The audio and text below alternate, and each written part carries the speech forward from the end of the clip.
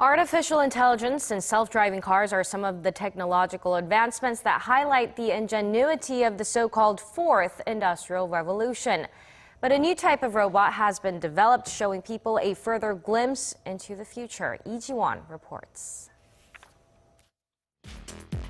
Robots are often depicted as big boxy machines made of steel. But that stereotype may not hold true in the near future, because in the fourth industrial revolution, a new type of robot is starting to emerge. This team specializes in soft robotics and develops non-rigid robots made from silicone, rubber, and other soft materials to better replicate the movements of living creatures and perform tasks that existing robots can't. Among the many projects on the team's to-do list, the Exo-Glove Poly is one to keep an eye on.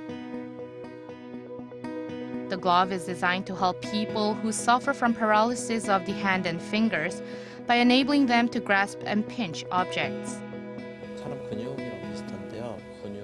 It works like the human hand. When the tendons that run through the glove are pulled, the fingers close and grasp the object. The gadget has been gaining a positive response worldwide for its portability, simple yet compact features, and user convenience, including its washable materials. And on top of the new possibilities the gadget offers people with difficulties moving their hands, it's also served as an inspiration to its developers.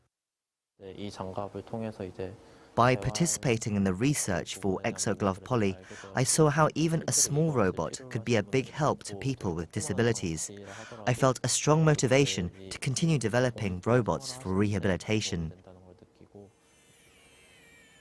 Over in another corner of the lab is a small robot with transformable origami wheels that can change size and shape depending on the circumstances.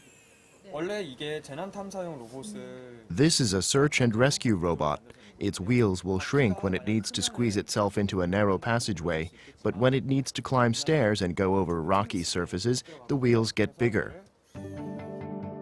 Having spent time developing this kind of robot, the team is familiar with the challenges and the failures that can come long before any success. But the researcher says that it's from those failures that innovative ideas arise, and that transforming his ideas into working robots is what made him excited about soft robotics.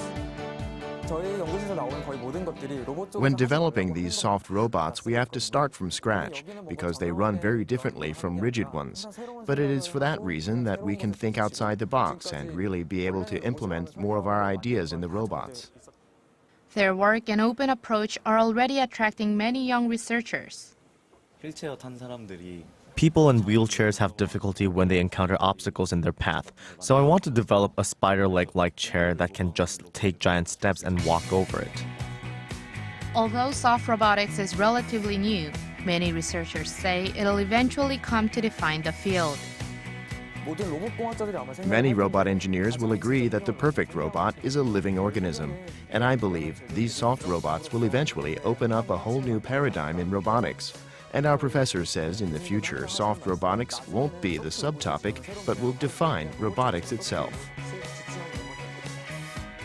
Lee Ji-won, Arirang News.